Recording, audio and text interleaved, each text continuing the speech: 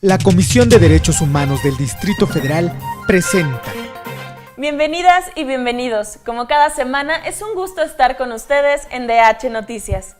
Transmitimos desde la Ciudad de México a través de www.cdhdf.org.mx. Esperamos sus opiniones, críticas y sugerencias a través de las redes sociales de Facebook y Twitter que aparecen ahora en pantalla.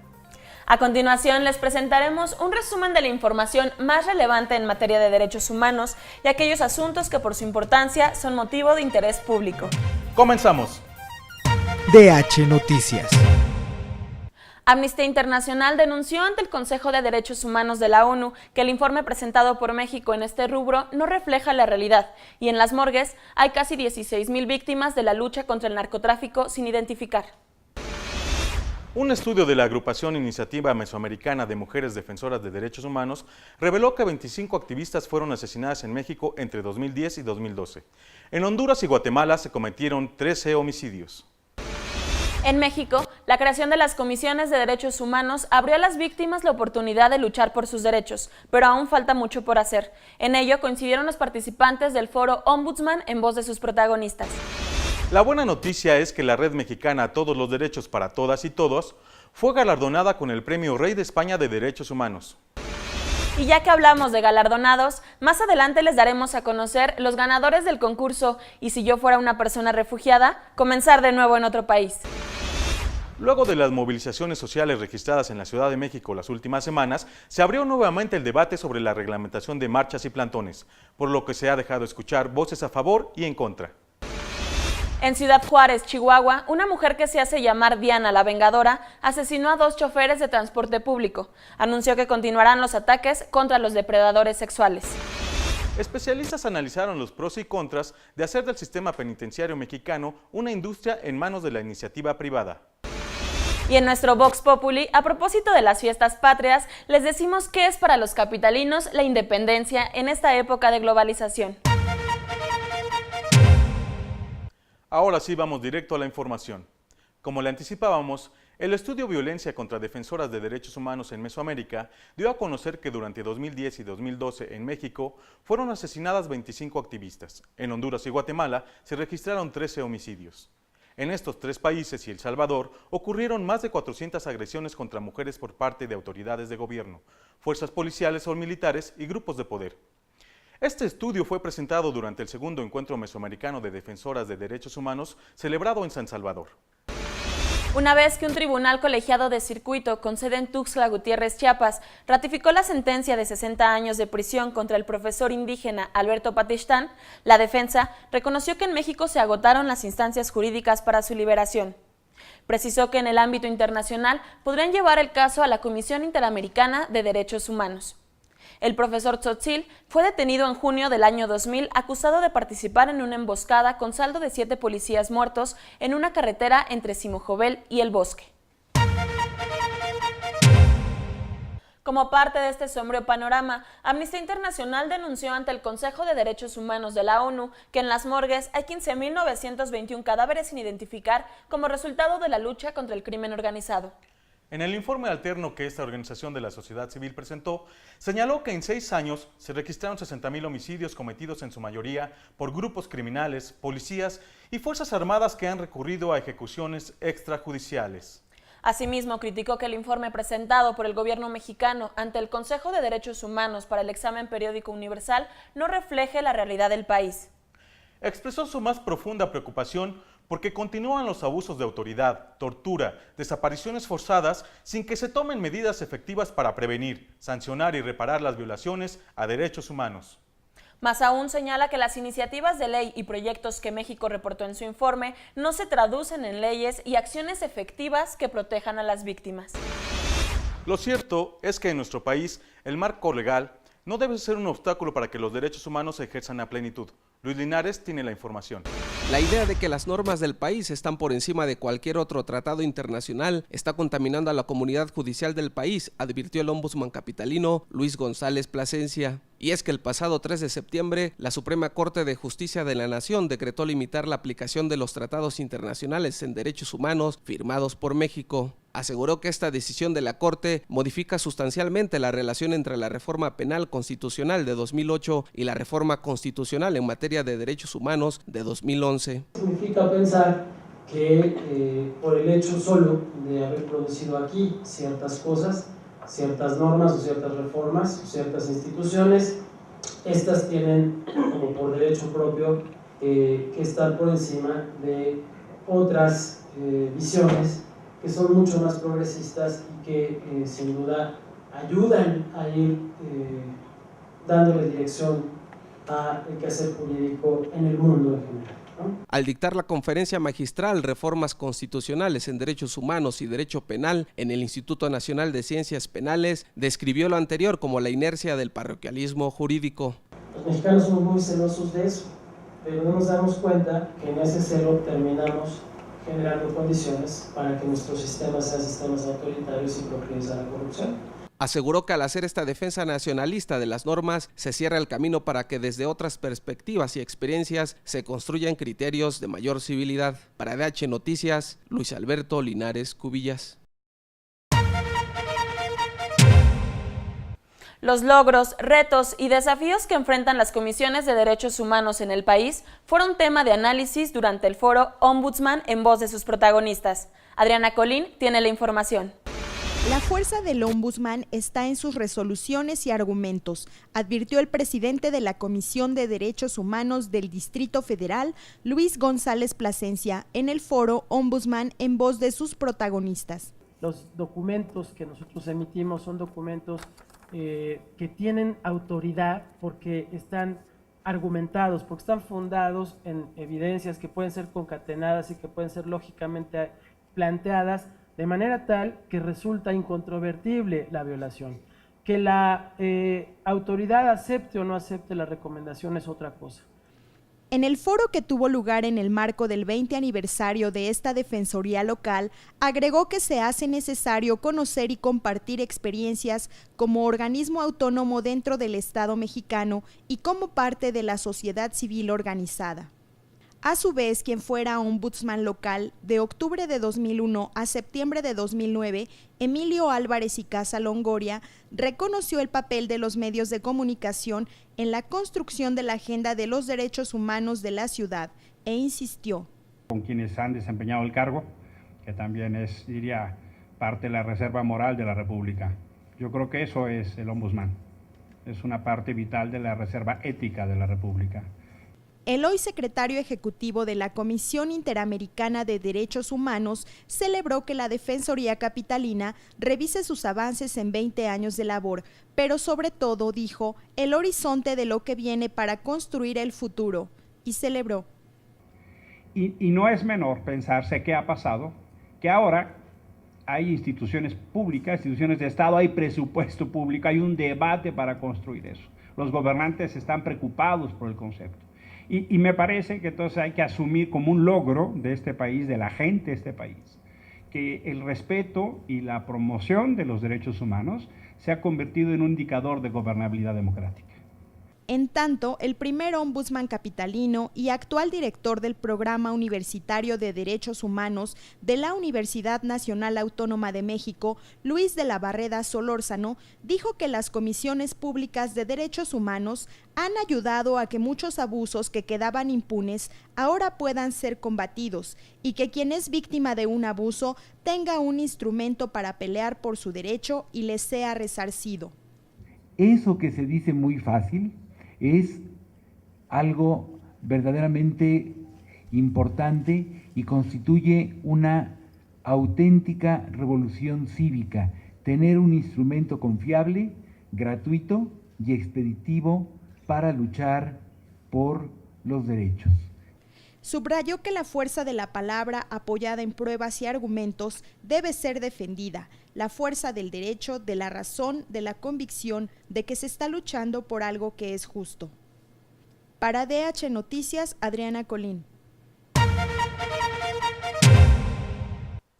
En Ciudad Juárez, Chihuahua, lugar en el que desde los años 90 ocurre una alarmante ola de feminicidios contra trabajadoras de la maquila, surgió una figura polémica. Se trata de una mujer que se hace llamar Diana la Vengadora o Diana Cazadora de Choferes. Autoridades siguen la pista de esta mujer que se adjudicó a través de un correo electrónico los asesinatos de 2 choferes de transporte público a finales de agosto.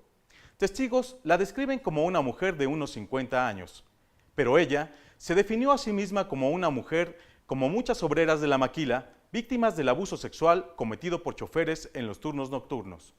Se autodenominó un instrumento de venganza.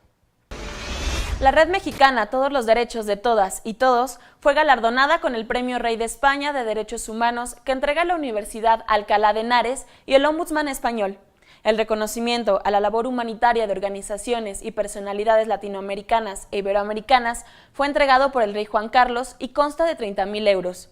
La secretaria ejecutiva de la red, Agnieszka Karasinska, señaló que el galardón hace visible la crisis de derechos humanos que se vive en México, con más de 100.000 muertos en 7 años, 27.000 desaparecidos y más de 4.000 mujeres asesinadas en 5 años. A raíz de las movilizaciones sociales registradas en la Ciudad de México, nuevamente se abrió el debate sobre reglamentar o no las marchas y plantones. Francisca Arrieta nos dice de qué se trata. El derecho a la libre manifestación es un derecho fundamental que está en la Constitución. Sin embargo, este no es absoluto, ya que reconoce límites, tal como el hecho de que debe llevarse a cabo de manera pacífica. Ante las diversas expresiones de inconformidad por las marchas de protesta y bloqueos derivados del conflicto magisterial, que han implicado afectaciones a las y los habitantes de la Ciudad de México, el Ombudsman capitalino se ha pronunciado al respecto. Cuando se transgrede ese límite, cuando se utiliza violencia y se daña la propiedad o se daña la integridad de personas, en ese momento el ejercicio de un derecho se convierte en un delito. Y las autoridades tienen que actuar en consecuencia. ¿Cómo debe actuar la autoridad? Bueno, en la medida de lo posible, previniendo el delito, si eso es posible, digamos, en el momento mismo. De no ser así, actuando conforme a derecho en los procedimientos de detención y de procesamiento ante los órganos correspondientes.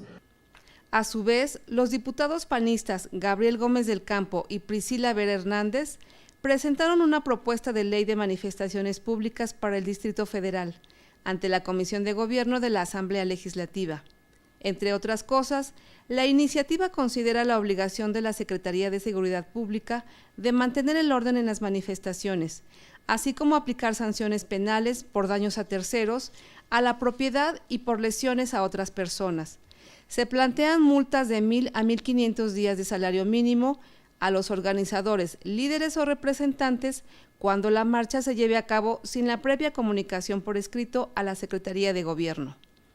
Más que regular las marchas, históricamente, la Comisión de Derechos Humanos del Distrito Federal se ha pronunciado por construir estándares de racionalidad que contextualicen los efectos de una manifestación para una urbe como la Ciudad de México y orienten los criterios de un ombudsman o un juez para tomar decisiones.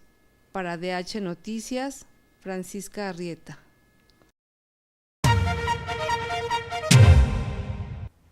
Y ya que hablamos de temas sumamente sensibles y polémicos, continúa el intenso debate sobre las consecuencias de las políticas prohibicionistas al consumo de drogas. Con la información, nuestro compañero Abraham Cornejo. El primer visitador de la Comisión de Derechos Humanos del Distrito Federal, Mario Patrón Sánchez, dijo que la ciudad podría dar pasos profundos poniendo el énfasis en el tema de la salud y la educación respecto a las políticas públicas en materia de drogas. Refirió que las políticas prohibicionistas de los años 60 y 70, que fue una alineación global de 180 países, puso el énfasis en la ilegalidad de las drogas, la criminalización y el uso de las policías.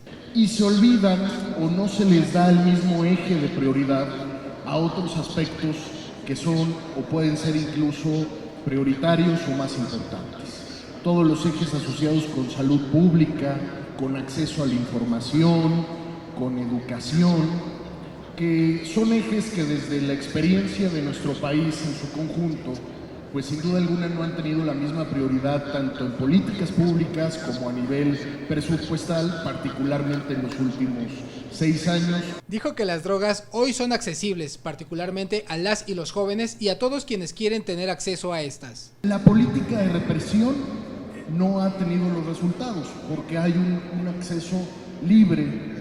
Bueno, ojalá fuera libre, un acceso que muchas veces es riesgoso, un acceso que no tiene los protocolos asociados con salud, un acceso que es criminalizado.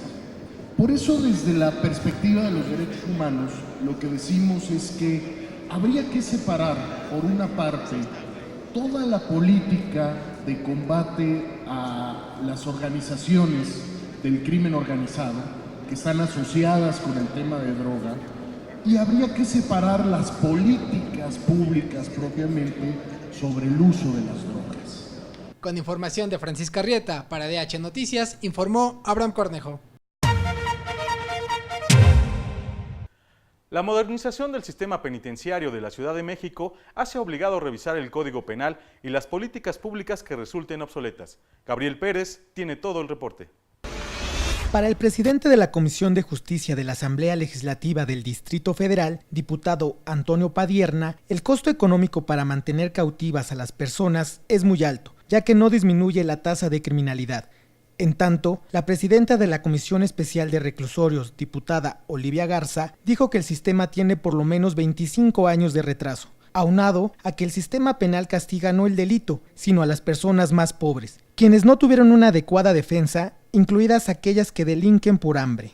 Queremos que las cosas sean diferentes. Queremos que la gente que esté en la cárcel tenga los derechos humanos mínimos que tiene cualquier ciudadano, que sea bien tratado, que sus garantías sean respetadas, que el día que salgan puedan tener una oportunidad real de reinsertarse a la sociedad. A su vez, la subsecretaria del Sistema Penitenciario, Mayela Almonte, reconoció en la discusión del tema olvido e incomodidad y coincidió en reformar el marco jurídico para comenzar a despresurizar los centros de reclusión. En tanto, el presidente de la Comisión de Derechos Humanos del Distrito Federal, Luis González Plasencia, exhortó a que la continuidad de la discusión a lo largo de los diversos foros convocados por la Comisión Especial tengan una materialización legislativa, así como en materia de política pública orientada desde la perspectiva de los derechos humanos. En la inauguración del foro, llamó a revisar el Código Penal local, así como las decisiones que se tomaron hace casi 10 años y que, en su opinión, penalizaron conductas que terminaron sobrepoblando los centros penitenciarios. Al respecto, el Procurador General de Justicia del Distrito Federal, Rodolfo Ríos, se pronunció por dotar a los órganos judiciales y administrativos en materia penal de instrumentos suplementarios a las penas privativas de la libertad que contemplen medios alternativos para resolver controversias punibles. Con información de Adriana Colín, para DH Noticias, Gabriel Pérez. Y en este mismo tema, especialistas analizaron pros y contras de dejar en manos de la iniciativa privada el sistema carcelario mexicano. Más información con Mónica Salguero. La subsecretaria del Sistema Penitenciario del Distrito Federal, Mayela Almonte Solís, señaló que más que hablar de privatizar las cárceles, se puede discutir de la participación de una asociación privada, que facilite alguno de los servicios con los que debe funcionar una prisión. Pero la ejecución de la pena y todo lo que implica, como es la custodia, el tratamiento, la reinserción o la organización de la prisión, esas son funciones del Estado que no pueden pasar a manos de particulares. Además, comentó: Es muy crítica la situación. Yo creo que sí, lo que tendríamos que ver es que los legisladores revisen, desde luego con el apoyo de los académicos, pero que sería importante que los legisladores hagan, ahora sí que le pidan el apoyo a los académicos para que realmente hagan una buena reforma. Y bueno, segundo, pues yo creo que el hecho de que nosotros nos pronunciemos porque sí se puedan concesionar algunos servicios, más no privatizar las cárceles, es solamente en busca de mejorar las condiciones de vida de los internos. En la mesa de análisis organizada por el Instituto Nacional de Ciencias Penales, el ombudsman capitalino dijo que ni en un esquema en el que el Estado administra las prisiones o en el que la iniciativa privada lo haga, la industria penitenciaria privada es deseable. Hay que dejar a salvo la seguridad, la certeza jurídica, la situación jurídica de la persona privada de la libertad.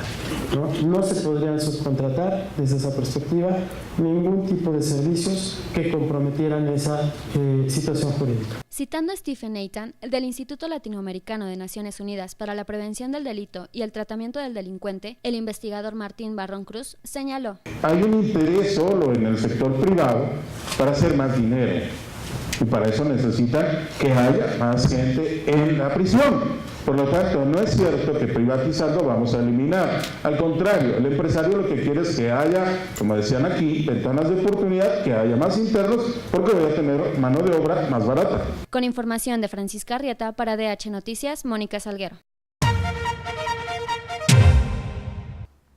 Y en otro asunto, agradecemos a quienes participaron en la campaña de reciclaje organizada por la Comisión de Derechos Humanos del Distrito Federal y que hicieron de sus útiles escolares un buen papel. La información nuevamente con Mónica Salguero.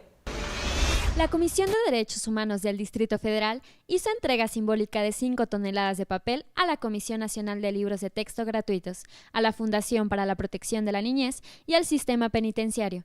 Cantidad recopilada durante la 4ª campaña de reciclaje escolar, Haz de tus útiles un buen papel. El ombudsman capitalino detalló: cerca de 5 toneladas le estamos dando al CONALITEG de materiales entre hojas de papel, revistas, periódicos, que serán reutilizados para hacer libros de texto gratuitos.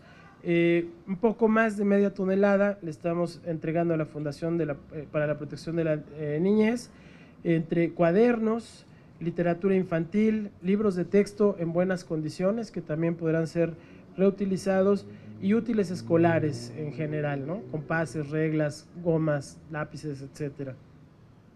Y al sistema penitenciario le estamos dando cerca de media tonelada, ahí nos quedamos un poquito cortos, son 360 kilogramos de libros que incluyen libros en general de literatura, también libros de texto en buenas condiciones.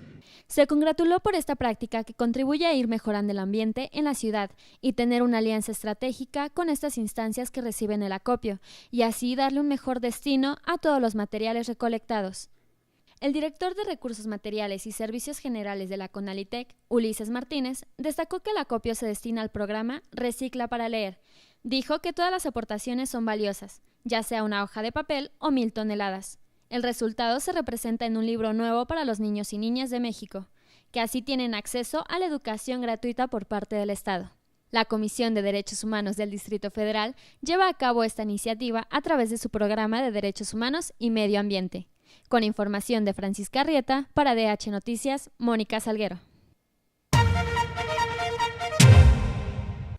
La Comisión de Transparencia de la Cámara de Diputados aprobó un dictamen de reforma a la Ley de Responsabilidades de los Servidores Públicos, en el que propone obligar a los funcionarios a responder las recomendaciones emitidas por las comisiones de derechos humanos.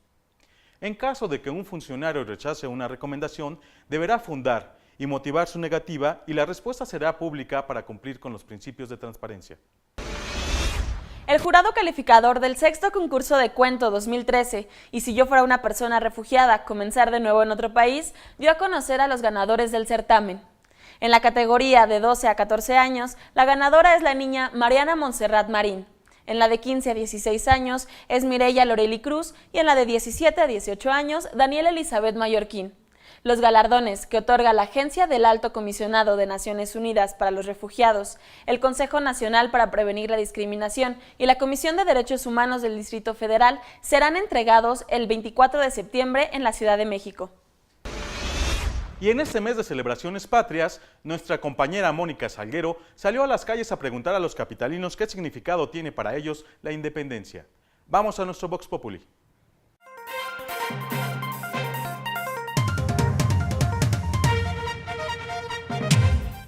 La palabra independencia para mí significa libertad. Independencia es cuando una persona, una institución o un país se logra deslindar de otro, de su mismo rango, para poder trabajar de acuerdo a lo que esta persona o institución se quiere dedicar. Pues la independencia es tener libre soberanía. Soberanía que puede uno tomar las decisiones con el libre albedrío. Ser libres y realmente hacer lo que uno desea. La independencia es el movimiento que para nosotros de alguna manera nos dio pues libertad, ¿no? Sobre el yugo, que así lo conocen, el yugo español, ¿no? Entonces a partir de ahí se supone que ya fuimos un país libre, entre comillas, ¿no? Actualmente tenemos que tener opinión y ayuda de otros países para poder seguir creciendo al tratar de llegar a ser un país de primer nivel. Estoy seguro de que es un país independiente. ¿Por qué? Porque como individuos tenemos libertades de decidir. Eso para mí es importante.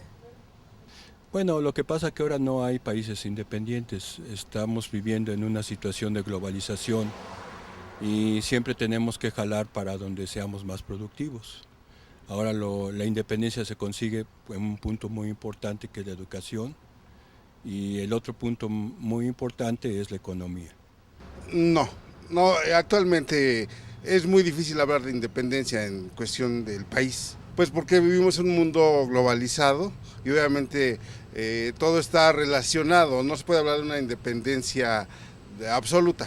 Yo creo que México sí te da todas las herramientas para lograr ser independiente, pero nos gusta culturalmente hablando depender de ciertas circunstancias o dependencias. Como país, como pueblo, no hay apoyo.